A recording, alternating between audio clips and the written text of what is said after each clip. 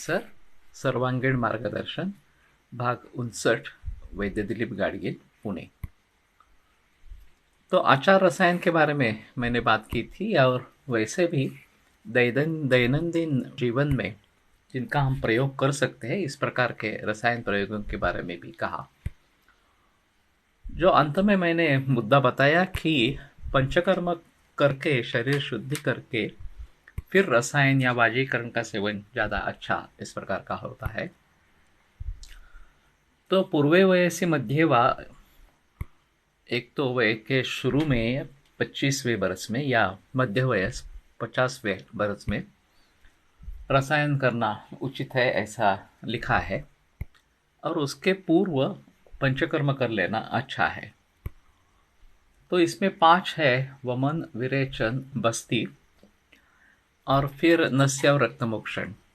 इसमें पहले जो 3 है वमन विरेचन और बस्ती ये कफ पित्त और वात इन 3 दोषों के लिए अच्छे शुद्धि के कर्म इस प्रकार के हैं।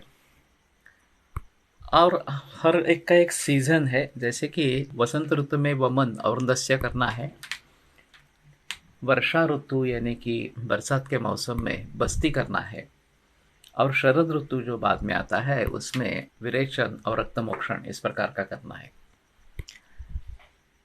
अगर स्वस्थ व्यक्ति है तो इस हिसाब से चले और उसमें वो पंचकर्म करवा के फिर आगे रसायन और वाजीकरण का सेवन करते रहे। खास करके हम बताते हैं कि जिनके माता पिता को कैंसर हो गया है उनके जो लड़के हैं उन माता पिताओं के लड़के लड़कियां उनमें ये होने की संभावना ज़्यादा रहती है कैंसर होने की। खासकर ब्रेस्ट कैंसर में तो ये देखा जाता है कि आगे वाली की पीढ़ी में अगर लड़की है तो उसको ब्रेस्ट कैंसर होने की संभावना रहती है। तो बेहतर ऑप्शन है कि वो शुरू से ही हर बरस पंचकर्म करवाए। उसके अतिरिक्त भी फायदे होंगे। एक कैंसर से बचना ये एक है, लेकिन स्वास्थ्य बना रहता है, स्फूर्ति रहती है और बाकी भी बीमारियां नहीं होती है। ये बाकी सब उसके फायदे है ही।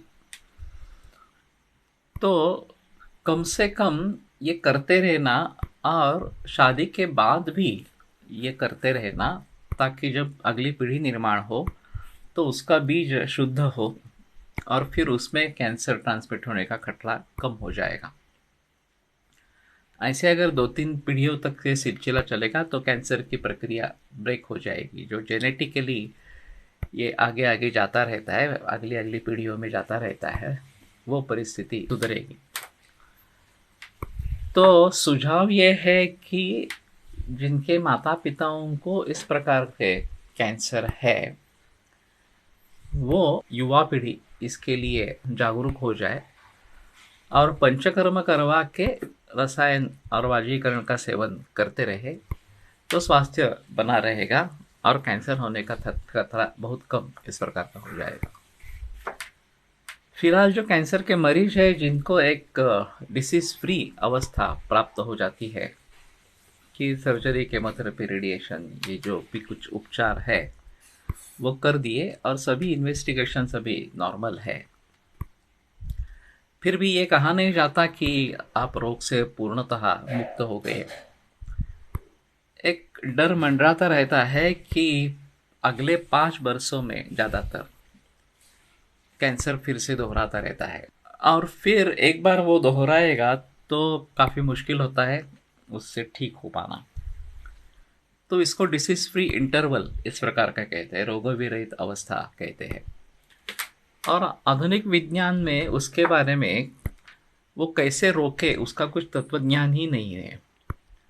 सिर्फ एग्जामिनेशंस करते रहे, सभी जो परीक्षण है, रक्त का परीक्षण हो या स्कैन हो वगैरह वगैरह करते रहे और अगर मालूम पड़ जाए कि फिर से वो आ गया है तो फिर उसकी ट्रीटमेंट शुरू करें, ऐसा ही उनका है। तो बेहतर है कि हम कारणों को जानें, कारणों को टालें और उसके साथ में पंचकर्म करें और रसायन वाजीकरण लेते रहे तो कैंसर फिर से दोहराने की तोहमत नहीं आएगी और हम निश्चित रूप से रोगमुक्त हो जाएंगे।